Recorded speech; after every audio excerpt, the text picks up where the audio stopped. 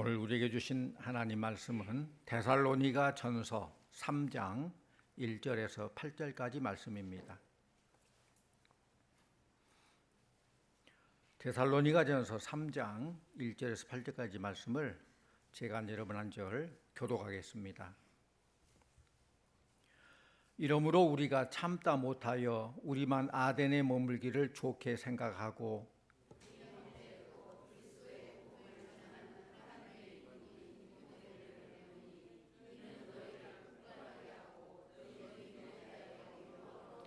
아무도 이 여러 환난 중에 흔들리지 않게 하려 함이라. 우리가 이것을 위하여 세움 받은 줄을 너희가 친히 알리라.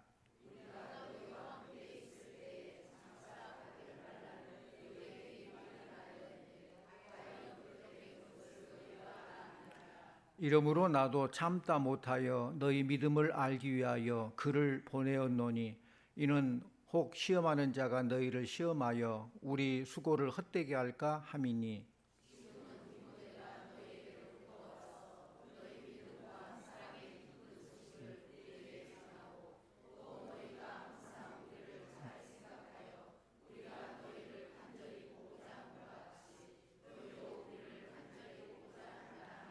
이러므로 형제들아 우리가 모든 궁핍과 환난 가운데서 너희 믿음으로 말미암아 너희에게 위로를 받았노라.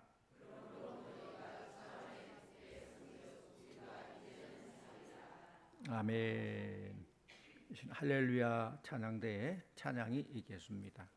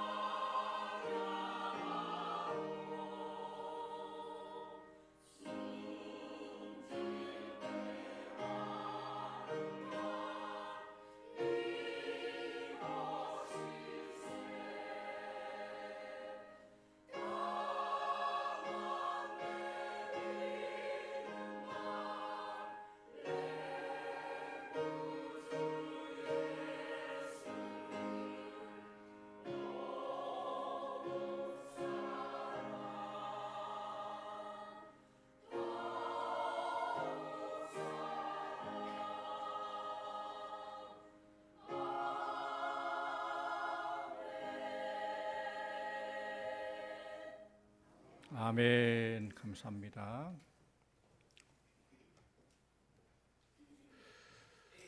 우리 인간은 사회적인 동물이기 때문에 혼자서는 살 수 없습니다. 항상 사람과의 관계 속에서 살아야 하기 때문에 사람들과의 관계가 좋지 않으면 행복한 삶을 살 수 없습니다.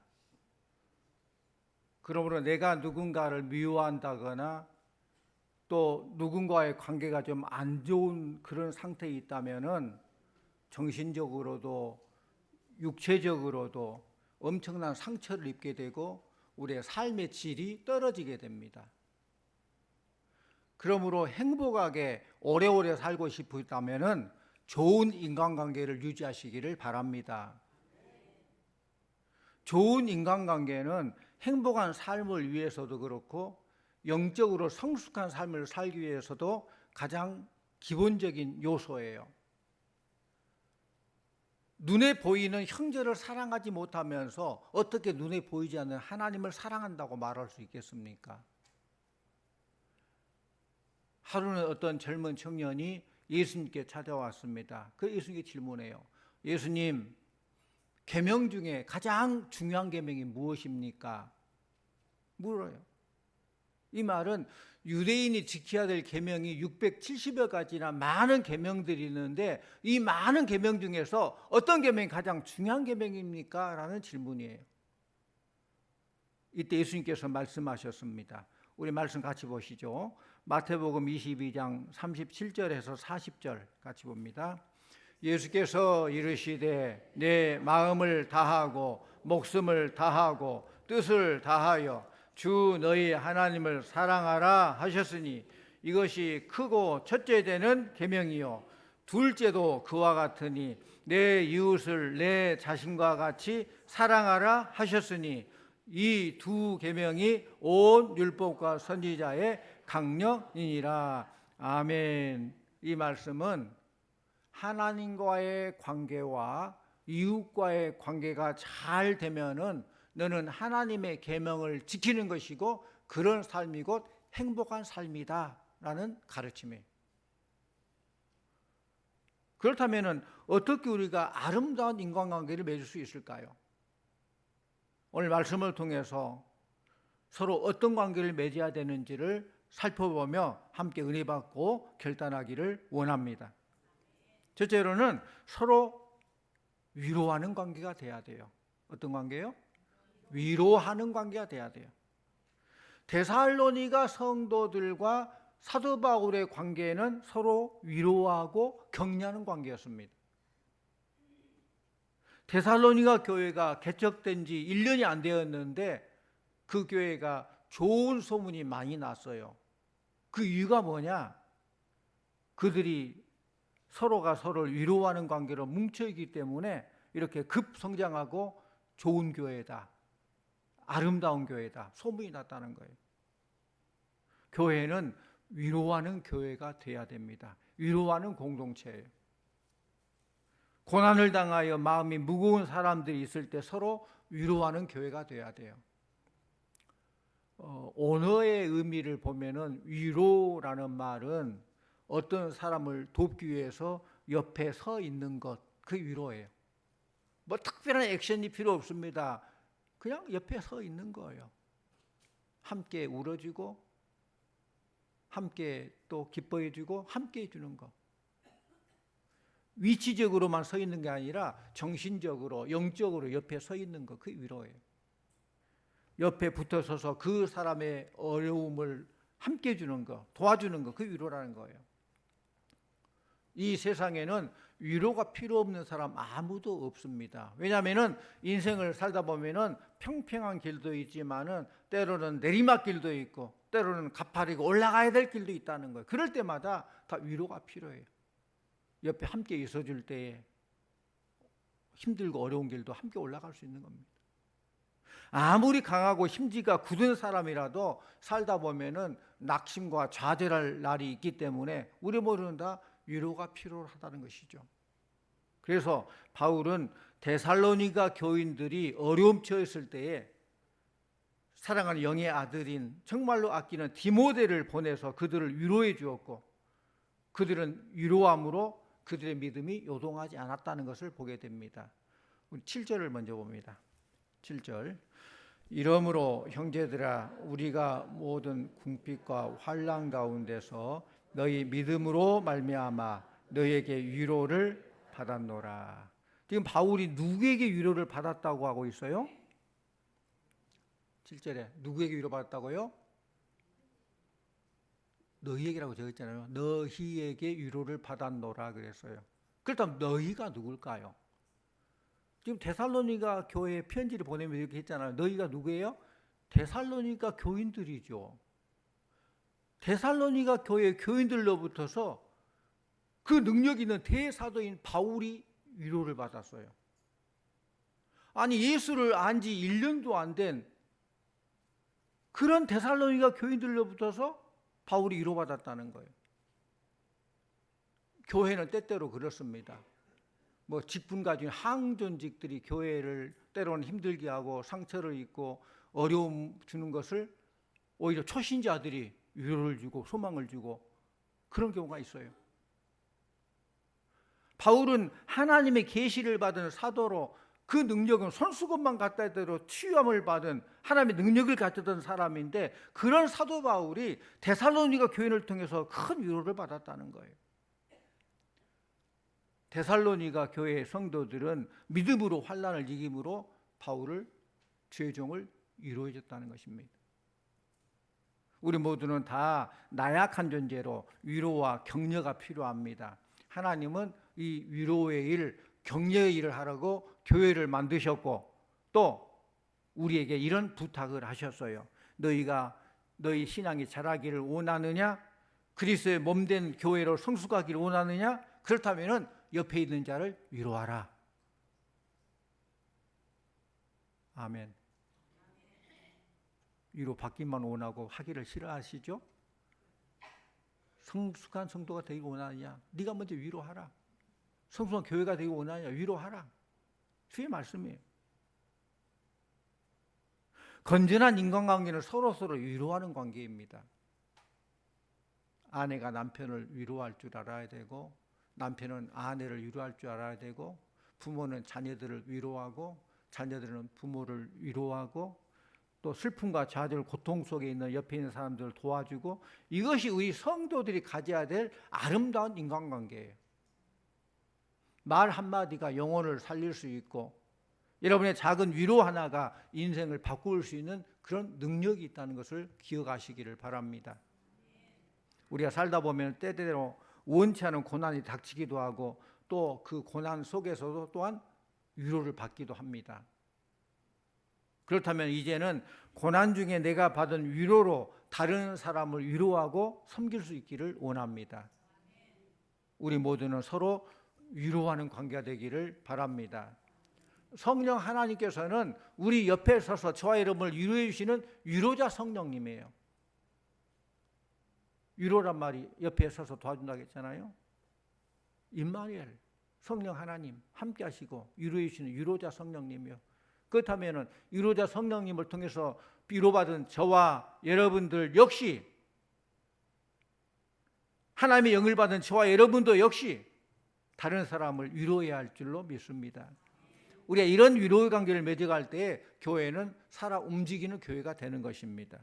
우리는 남을 위로하기보다는 위로받기를 바라지만은 우리가 다른 사람을 위로하고 격려할 때 결국은 그 혜택은 나에게 돌아오는 거예요. 내가 남을 위로하면 그 혜택은 나에게 돌아오는 거예요. 그게 사랑과 나눔의 그 영적인 원칙이에요. 사랑하고 나누고 다 없어져 버리고 나만 손해볼 것 같지만은 그렇지 않다는 사실이에요. 또 두 번째 관계는 서로 보고 싶은 관계가 돼야 됩니다. 사도 바울과 데살로니가 교회 관계는 서로 보고 싶은 관계예요. 우리 6절 말씀 같이 볼까요? 6절 말씀 같이 읽어봅니다. 지금은 디모데가 너희에게로부터 와서 너희 믿음과 사랑의 기쁜 소식을 우리에게 전하고 또 너희가 항상 우리를 잘 생각하여 우리가 너희를 간절히 보고자 함과 같이 너희도 우리를 간절히 보고자 한다 하니. 여기 재미있는 말이 나오는데 간절히 보고자 한다는 그런 말이에요. 우리 앞에 2장 17절 보면 한번 같이 볼까요? 베드로전서 2장 화면 보고 같이 봅니다. 형제 화면 띄워주세요. 계세요? 네. 띄워주세요. 같이 봅니다. 형제들아, 잠시 너희를 떠난 것은 얼굴이요 마음은 아니니 너희 얼굴 보기를 열정으로 더욱 힘썼노라. 아멘. 아까 읽었던 6절에 보면은 간절히 보고자 한다라고 했는데 2장 17절에는 뭐라고 해요? 한번 띄워주세요. 네. 뭐라고 나와요? 너희 얼굴 보기를 열정으로 더욱 힘썼노라. 그렇게 하고 있어요. 어느 부모가 자식이 눈에 안 보인다고 자식 잊어버리는 부모 있어요? 명절 때 여러 가지 이유 때문에 안 찾아왔다 그 자식 잊어버렸습니까? 아니잖아요. 우리 1절 우리 봅시다. 앞에 1절. 이러므로 우리가 참다 못하여 우리만 아덴에 머물기를 좋게 생각하고. 그 보면은 그들은 얼마나 그리웠던지 보고 싶어 참지 못하여 참다 못하여. 그래서 본인을 대신해서 그 사랑하는 영의 아들인 디모데를 대신 아덴에서 데살로니가로 보냈다는 거. 참다 못해서. 이 말씀의 배경을 알려면은 사도행전 17장에 나온 사도 바울의 2차 전도 여행을 알게 되면 이 배경을 알 수 있어요. 지금 사도 바울이 도착한 이 아덴이란 곳, 요즘 아테네라고 하죠. 아테네, 그리스 아테네. 이 아덴이란 곳은 굉장한 철학의 도시입니다. 이 아덴에는 소크라테스가 살았고 아리스토텔레스가 살았던 로마의 세계 철학의 본거지가 바로 이 작은 수도인 아덴, 아테네예요. 그렇기 때문에 사도 바울은 상당히 지식과 철학을 겸비한 사람이기 때문에 철학을 좋아했던 사도 바울이, 철학을 공부했던 사도 바울이 아덴에 처음 갔을 때 막 가슴이 두근거렸어요. 왜? 내가 아덴에 가서 복음을 전하고 아덴만 복음화 시킨다면은 온 세계가 다 복음화 될 것이다. 그 역할을 내가 하고 있으니 잘 준비해서 복음을 잘 전하자. 그런 마음으로 가슴이 두근두근하고 설렘을 가지고 아덴에 들어갔어요. 그런데 수고의 결과가 좋지 않았어요. 열심히 고생만 했어요. 다른 곳에서 복음을 전할 때는 수많은 사람들이 주님께로 돌아오는데 아덴에서는 잘 준비한 설교를 해도 반응이 없어요.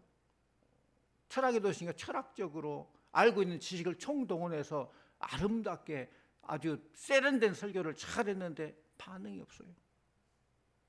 철학의 도시 지식이 많은 아덴에서 반응을 하지 않기 때문에 그거 얼마나 당황하고 낙심됐겠어요.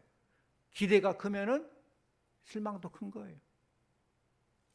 이렇게 어려울 때에는 누가 옆에 있어주면 위로가 되잖아요. 이 어려운 이 상황 속에서 사랑한 영의 자식인 디모데가 옆에 있으면 참 좋겠는데 그 절실히 필요하죠. 그럼에도 불구하고 사도 바울은 가장 사랑하는 사람 디모데를 그 어려운 순간에 데살로니가 교회 성도에 보낸다는 거예요. 왜? 데살로니가 성도들은 너무너무 보고 싶어서 자기 대신 디모데를 보내는 거예요.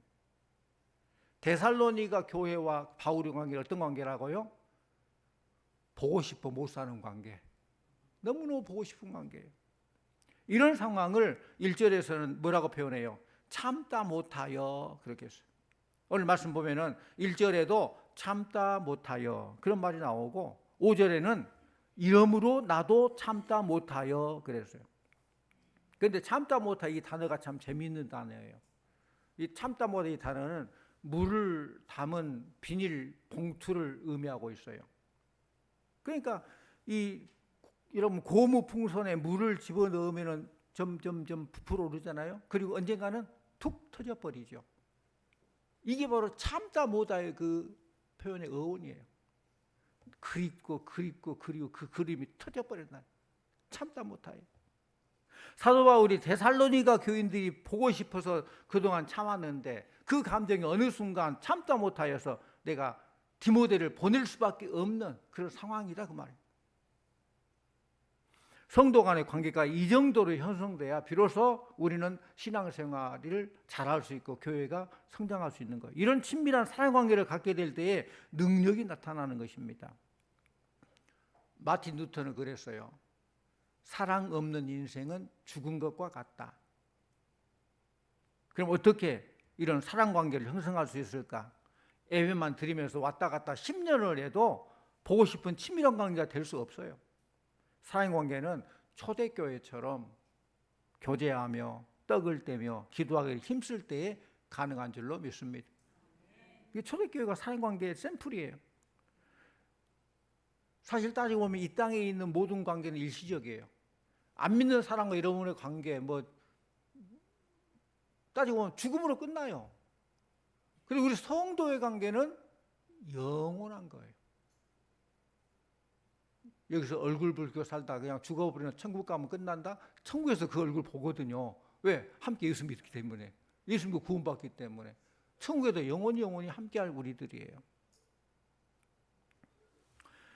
이 땅에 있는 우리 모두가 일시적이지만은 단 하나의 영원한 관계가 있다면 그리스도의 몸인 성도의 관계라는 거예요. 그래서 오늘날 우리가 교회가 얼마나 중요한지 모릅니다. 모든 신앙의 축복 행복이 교회에서 나오는 것인데 그걸 잘 모르면 안 돼요. 교회가 서로 보고 싶은 사랑 관계가 될 때에 침체되었던 신앙도 금방 회복이 되고 또 우리의 믿음도 힘을 얻고 성장할 줄로 믿습니다. 성도 간의 관계가 서로 보고 싶은 친밀한 관계로 만드시기를 축원합니다. 하나님 우리에게 바라는 성도의 바람직한 관계는 이렇게 서로 위로하는 관계요, 서로 보고 싶은 사랑의 관계라는 것입니다. 또 세 번째는 아름다운 성도의 관계는 서로 세워주는 관계가 되어야 돼요. 세워줘야 돼요. 우리 마지막 7절 8절을 같이 원합니다. 7절과 8절. 그러므로 너희가 주 안에 굳게 선즉 죄송합니다. 7절부터 같이 봅시다. 이러므로 형제들아 우리가 모든 궁핍과 환난 가운데서 너희 믿음으로 말미암아 너희에게 위로를 받았노라. 그러므로 너희가 주 안에 굳게 선즉 우리가 이제는 살리라. 아멘. 그러니까 사도 바울과 데살로니가 교회의 관계는 서로 세워주는 관계예요. 사도 바울이 데살로니가 성도를 세워주고 데살로니가 성도들이 사도 바울을 세워주고 우리가 예배에 참석하지만은 성도와 성도 사이에 참된 만남을 경험하지 못하고 그냥 혼자 왔다 홀로 가버린 경우가 얼마나 많은지 몰라. 안타까운 일이죠. 정말 내 마음을 받아주고 내 마음에 귀를 기울여주는 형제를 만나 삶의 이야기를 할 수 있는 진정한 의미의 교제가 얼마나 이루어지고 있는지, 이런 관계, 초대교회 같은 관계 이루어져야 되는데 이런 거 이루어지지 않는 것이 곧 안타까운 일이라는 거예요. 갈라디아서 6장 2절 말씀 보면은 너희가 짐을 서로 지라 그리하여 그리스도의 법을 성취하라 라고 했어요. 짐을 서로 지라. 그래서 그리스도의 법을 성취하라. 교회 안에서 성도들의 관계는 약점, 부족한 것을 서로 채워주고 서로 짐을 져서 서로가 서로를 세워주는 그런 관계가 돼요. 형제의 약점이 보이면은 그 사람의 약점을 보충하고 채워주는 관계가 돼야 돼요. 약점이 보인다면 그를 위해서 더 많이 기도하고 사랑으로 덮어줘야 돼요. 서로의 연약한 것을 도와주고 부족한 것을 채워주며 서로 세워주는 관계가 될 때에 서로가 성숙해지는 축복이 있을 줄 믿습니다. 우리는 사소한 일에 목숨을 건다, 이런 책이 있어요. 이 책을 쓴 사람이 리차드 칼슨 박사인데 이 책 때문에 그가 아주 이름이 났죠. 베스트셀러가 됐어요. 우리는 사소한 일에 목숨을 건다. 정말로 그렇죠. 그런데 이 사람이 쓴 두 번째 책이 있어요. 사랑은 사소한 일에도 상처를 받는다. 사랑은 사소한 일에 상처를 입는다. 이런 책이 있는데 이 책에는 사랑이란 것은 인간관계인데 특별히 두 명의 관계, 우리 부부관계를 얘기하고 있어요. 부부는 두 인격이 서로 만나서 이루어진 것이 부부잖아요. 나름대로 완벽하다고 생각한 사람이 만나서 하나가 돼야 되는데 쉬운 일이 아니에요. 근데 참 오묘한 관계는 이 부부의 문제는 큰 일이 일어났을 때는 별로 생기지 않는다는 거예요. 예를 들어서 아이가 갑자기 막 열이 나고 아프고 힘들어할 때 아빠 엄마는 마음이 하나가 돼서 열심히 병원도 찾아가고 하나가 돼서 별 문제가 안 일어나요. 갑자기 사업에 부도가 나고 그럴 때는 너무 큰일이기 때문에 서로 막 힘을 합쳐서 그걸 타개하려고 노력을 해요. 그런데 사소한 일, 작은 일에 대해서 문제가 있다는 거예요. 예를 들어서 텔레비전을 보고 있는데 텔레비전 채널 때문에 싸우는 경우가 있어요. 나는 드라마 보고 싶은데 이 사람은 다큐 보려고 하고, 그러면서 자기 수준이 이 정도 돼가지고 그것만 보냐, 그러면 또 수준 높은 사람이 왜 그따위로 말을 하느냐 하면서 뭐 리모컨 가지고 있는 사람이 무슨 뭐 기득권이 있겠지만은 어쨌든 그러다 보면은 또 나는 작은 방에 가서 보고 큰 방에서 보고, 그러다 보면 점점 부부 사이가 금이 가는 그런 경우 있어요. 그 작은 거 하나 때문에 그런다는 거예요.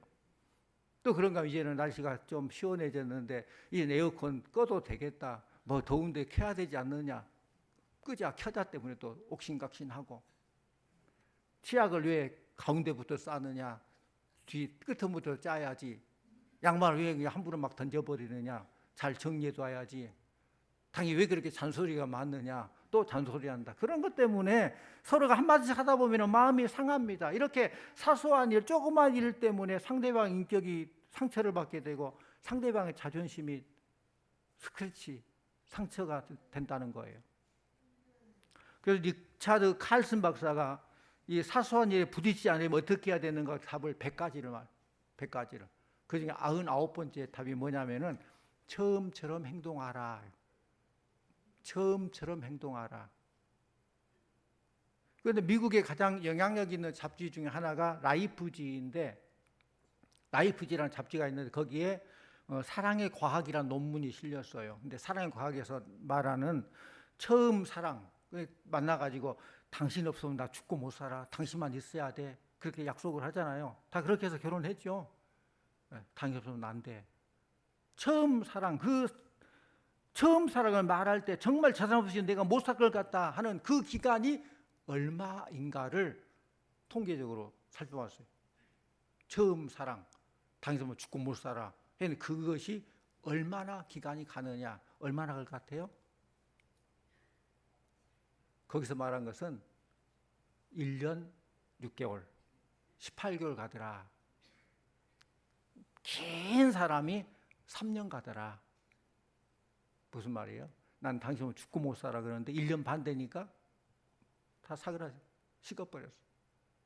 긴 사람은 3년이에요. 거기서 말한 것은 뭐냐면은, 그러므로 특별한 대책 없이 그냥 사랑으로 이어지리라 생각해서는 안 된다. 무슨 처방이 있어야 한다는 거예요. 1년 6개월은 다시 무슨 처방이 있어야죠. 뭐가 있어야죠. 그냥 놔두면 다 식어버린다는 거예요. 물론 서양 사람들과 우리나라 사람들은 사랑 고백하는 방법이 다르죠. 우리는 사랑해 말도 잘 안 하죠. 뭐 말해야 알아? 그냥 하는 것 보고 몰라 그렇게 말하지만은 사랑 표현을 많이 해야 돼. 근데 요즘은 뭐 젊은이들과 사랑 표현도 많이 하긴 하지만은, 그런데 그것도 아직도 부족해요. 사랑해 했으면 계속 사랑한 줄 알아요. 사랑 안 해 하기 전까지 계속 사랑한 줄 알아요.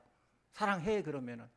서양에서는요, 아침에도 사랑해, 출근하면서 사랑해, 퇴근하면 사랑해, 잠자리에서 사랑해. 사랑한다고 말을 해야 사랑하지, 사랑한다고 말하면 사랑 안 한 줄 알아. 그리고 우리 사랑 안 한다고 하기 전까지 사랑한 줄로 알아요. 그런 차이가 있어요. 뭔가 처방이 있어야 한다. 사랑이라는 그 유효기간. 우리 말씀 보시죠. 요한계시록 2장 3절에서 5절 말씀 같이 봅니다. 또 내가 참고 내 이름을 위하여 견디고 게으르지 아니한 것을, 그러나 너를 책망할 것이 있나니 너는 처음 사랑을 버렸느니라. 그러므로 어디서 떨어졌는지를 생각하고 회개하여 처음 행위를 가지라. 만일 그리하지 아니하고 회개하지 아니하면 내가 내게 가서 내 촛대를 그 자리에서 옮기리라. 이 소아시아 7교회 어느 교회에 해당된 내용이에요? 에베소 교회죠. 에베소 교회. 에베소 교회는 이 성경에서 말씀한 것처럼 참고 견디고 게으르지 않고 열심히 수고했던 그런 교회예요. 그 좋은 칭찬이 있어요. 그런데 거기에 뭐가 빠졌어요? 사랑이 빠졌어요. 사랑이 식어져 버렸어요. 그렇기 때문에 원망과 불평이 생기게 되는 거예요. 에베소 교회는 아주 정의감이 있고 비판의 소리가 개혁적인 그런 교회예요. 그렇기 때문에 이단이 들어가지고 있을 때 이단을 척결했어요. 아주 잘한 일이에요. 그러나 그 교회는 사랑이 없더라. 사랑 없는 개혁, 사랑 없는 이단 척결, 사랑 없는 비판이 결국 상처와 분열을 가져왔다는 거예요. 이 모든 일에 사랑이 없으면 아무것도 아니다는 거예요. 그래서 처음 사랑을 되찾으라. 당신은 죽어도 못 살아. 처음부터 그렇게 했던 걸 다시 회복해야 한다. 처방이 있어야 한다는 것이죠. 우리 말씀 사랑장의 말씀 같이 봅니다. 고린도전서 13장 1절 3절 말씀 함께 봅니다. 내가 사람의 방언과 천사의 말을 할지라도 사랑이 없으면 소리나는 구리와 울리는 꽹과리가 되고 내가 예언하는 능력이 있어 모든 비밀과 모든 지식을 알고 또 산을 옮길 만한 모든 믿음이 있을지라도 사랑이 없으면 내가 아무것도 아니요 내가 내게 있는 모든 것으로 구제하고 또 내 몸을 불사르게 내줄지라도 사랑이 없으면 내게 아무 유익이 없느니라. 아멘. 문제는 사랑의 문제라는 거예요. 우리는 잃어버린 사랑, 실종된 사랑에 관심을 가지고 다시 처음 사랑으로 돌아가야 될 줄로 믿습니다. 하나님과 관계 속에서도 처음 사랑을 회복해야 되고 성도의 관계 속에서도 사랑을 회복해야 돼요. 우리가 서로를 세워주고 서로 부족한 것을 채워주는 관계가 될 때 나도 세워지게 되고 서로가 세워지는 아름다운 관계가 될 줄로 믿습니다. 하나님 우리에게 원하시는 관계는 서로 위로하는 관계예요. 서로 보고 싶어하는 사랑의 관계예요. 서로를 세워주는 관계입니다. 그런데 사탄은 반대예요. 사탄은 성도와 성도 사이를 분열시켜요. 성도와 하나님의 사이를 분열시켜요. 사탄은 에덴 동산에서도 하나님과 사람의 관계를 분열시키고 아담과 하와의 관계를 파괴해요. 그 사탄은 지금도 살아가지고 우리 인간관계를 파괴하려고 온갖 수단과 방법을 가지지 않고 있다는 거예요. 그게 넘어가서는 안 된다는 거예요. 우리 사랑의 관계, 하나님의 그런 마음으로 서로 사랑하고 보고 싶어하고 세워주고. 성도님들, 사랑의 관계는 교회를 왔다 갔다 한다고 저절로 되는 건 아니에요. 내가 누군가를 위해서 친밀한 관계를 유지하기 위해서 시간을 드리고 물질을 드리고 내 정성을 쏟아야 돼요. 바라기는 우리 모든 성도님들이 하나님께서 우리에게 원하시는 관계인 서로를 위로하는 관계, 서로 보고 싶은 사랑의 관계, 서로를 세워주는 그런 좋은 관계를 이루어 나가서 주님 오시 그때까지 이 땅에서도 좋은 관계고 저 천국에서 영원히 사는 그런 복된 우리 성도님들 다 되시기를 간절히 축원합니다. 기도합니다.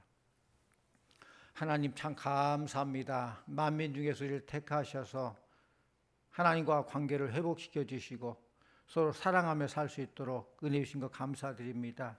우리 모두가 다 이 땅의 삶을 살 때 혼자서 살 수 없고 서로 관계 속에 살지만은 서로가 서로를 위로하는 관계, 서로 보고 싶은 사랑의 관계, 서로를 격려하고 세워주는 그런 좋은 관계를 이룰 수 있도록 역사해 주시고 주님의 마음을 품고 이 땅의 삶을 살게 하여 주시옵소서. 예수님 이름으로 기도하옵나이다. 아멘.